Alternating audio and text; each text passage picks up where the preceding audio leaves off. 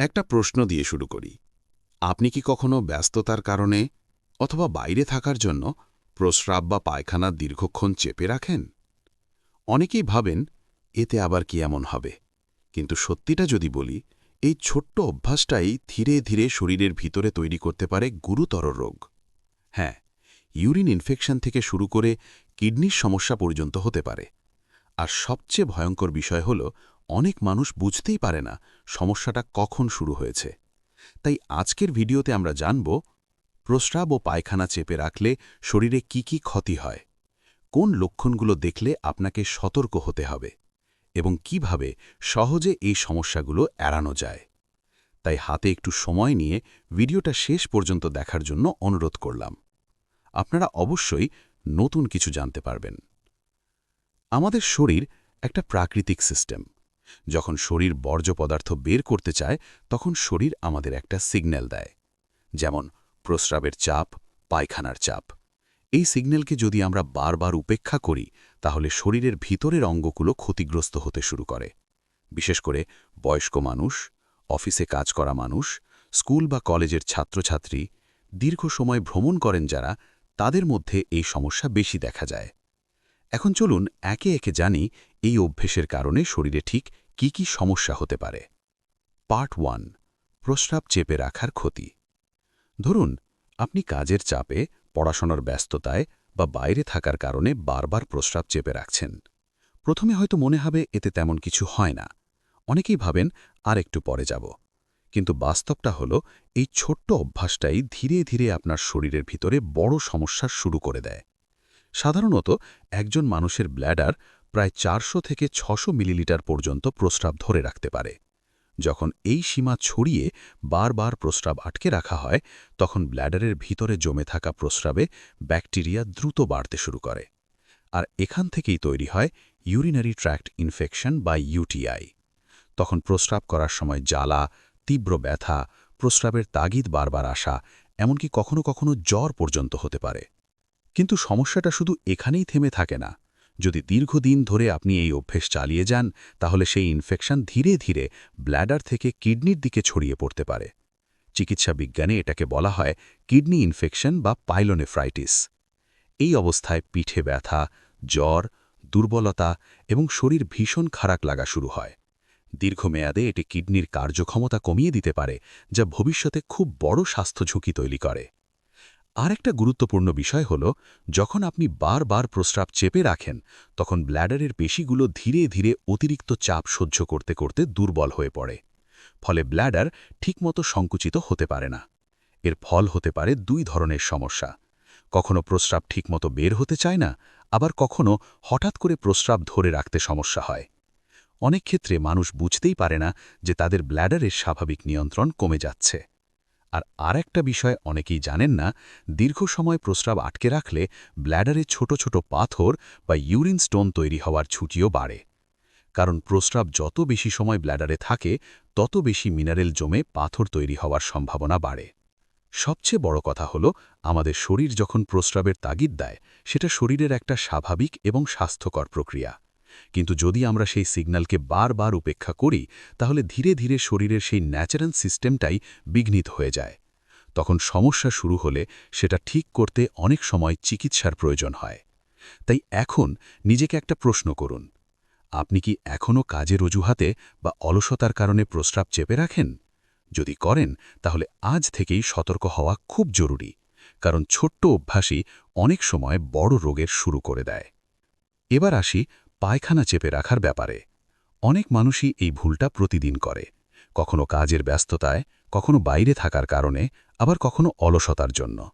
অনেকেই ভাবেন আর একটু পরে যাব, কিন্তু আসলে সেই সামান্য দেরিটাই ধীরে ধীরে শরীরের জন্য বড় সমস্যার কারণ হয়ে দাঁড়ায়।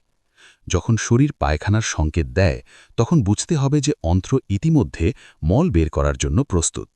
কিন্তু যদি আপনি সেই সময়টা উপেক্ষা করেন, তাহলে মল অন্ত্রের ভিতরে আরও বেশি সময় ধরে থেকে যায় এবং সেখান থেকে শরীর ধীরে ধীরে জল শোষণ করতে থাকে।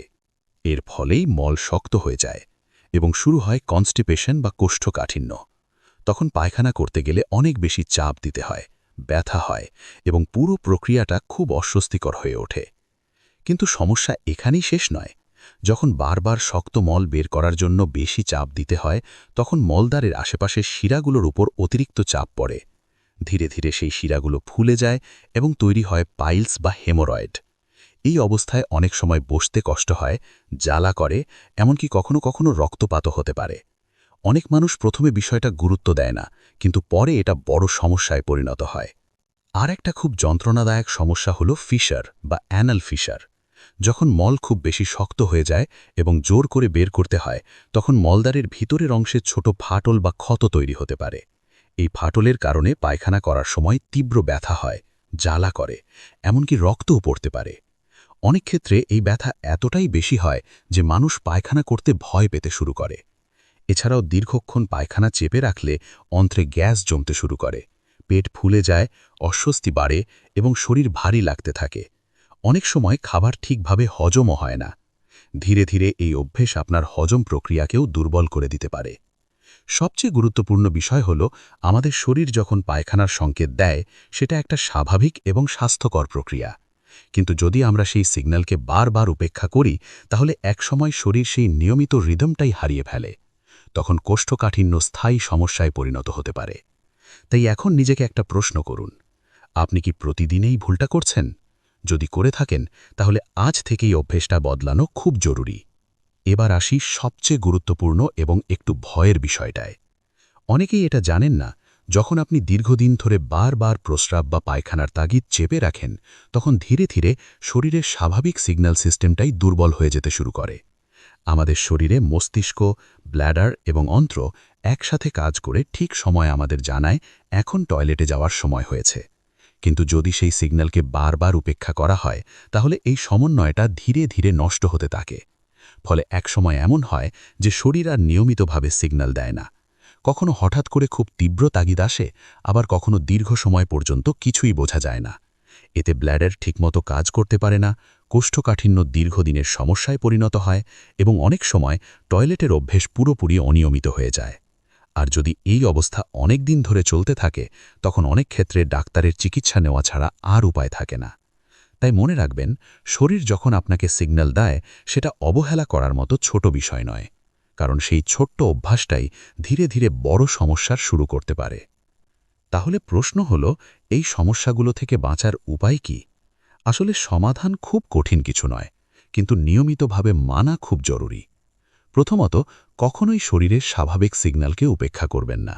যখনই প্রস্রাব বা পায়খানার তাগিদ অনুভব করবেন, চেষ্টা করুন যত দ্রুত সম্ভব টয়লেটে যাওয়ার। এতে ব্ল্যাডার এবং অন্ত্র স্বাভাবিকভাবে কাজ করতে পারে। দ্বিতীয়ত, প্রতিদিন পর্যাপ্ত পরিমাণে জল পান করা খুব গুরুত্বপূর্ণ। জল শরীরকে হাইড্রেট রাখে, প্রস্রাবের ইনফেকশন হওয়ার ঝুঁকি কমায় এবং পায়খানা স্বাভাবিক রাখতে সাহায্য করে। আর হ্যাঁ, আপনারা যদি সারা দিনে কতটা জল খাওয়া দরকার এবং কিভাবে জল খাওয়া উচিত ও অতিরিক্ত জল খেলে কি কি সমস্যা হতে পারে, এই সম্পর্কে যদি একটি বিস্তারিত ভিডিও চান, তাহলে অবশ্যই কমেন্টে জানান। 50টা কমেন্ট হলে আমি অবশ্যই এই সম্পর্কে একটা বিস্তারিত ভিডিও বানিয়ে দেব। তৃতীয়ত, আপনার দৈনিক খাবারে অবশ্যই ফাইবারযুক্ত খাবার রাখুন, যেমন শাকসবজি, ফল ও আঁশযুক্ত খাবার। এগুলো অন্ত্রের গতি স্বাভাবিক রাখে এবং কোষ্ঠকাঠিন্যতা থেকে রক্ষা করে। আর একটি গুরুত্বপূর্ণ বিষয় হল, প্রতিদিন একটি নির্দিষ্ট সময় টয়লেটে যাওয়ার অভ্যেস তৈরি করা। এতে ধীরে ধীরে শরীরের ন্যাচারাল রুটিন ঠিক হয়ে যায় এবং ভবিষ্যতে অনেক সমস্যা থেকে সহজেই বাঁচা যায়। মনে রাখবেন, আমাদের শরীর কখনো হঠাৎ করে অসুস্থ হয়ে পড়ে না। তার আগে বারবার আমাদের সতর্ক করে, ছোট ছোট সংকেত দেয়, যেন আমরা সময় মতো সাবধান হই। কিন্তু আমরা যদি ব্যস্ততা, অবহেলা বা অভ্যাসের কারণে সেই সংকেতগুলোকে বারবার উপেক্ষা করি, তাহলে একসময় সেই ছোট্ট সমস্যাগুলোই বড় রোগের পরিণত হয়ে পড়ে। আর তখন আফসোস করা ছাড়া অনেক সময় আর কিছুই করার থাকে না। তাই আজ থেকেই নিজের শরীরের কথা শুনুন। শরীর যখন আপনাকে কিছু বলতে চায়, সেটাকে গুরুত্ব দিন। কারণ সুস্থ থাকা শুধু ওষুধের উপর নির্ভর করে না, বরং প্রতিদিনের ছোট ছোট সঠিক অভ্যেসের ওপরই নির্ভর করে। যদি এই তথ্যগুলো আপনার কাছে গুরুত্বপূর্ণ মনে হয়ে থাকে, তাহলে ভিডিওটি অবশ্যই লাইক করুন, আপনার পরিবার ও বন্ধুদের সঙ্গে শেয়ার করুন, কারণ এই তথ্যটা অনেকের জানা খুব জরুরি। আর এমনই সহজ ভাষায় গুরুত্বপূর্ণ স্বাস্থ্য তথ্য পেতে এখনই আমাদের চ্যানেলটি সাবস্ক্রাইব করুন। ধন্যবাদ। সুস্থ থাকুন, সচেতন থাকুন।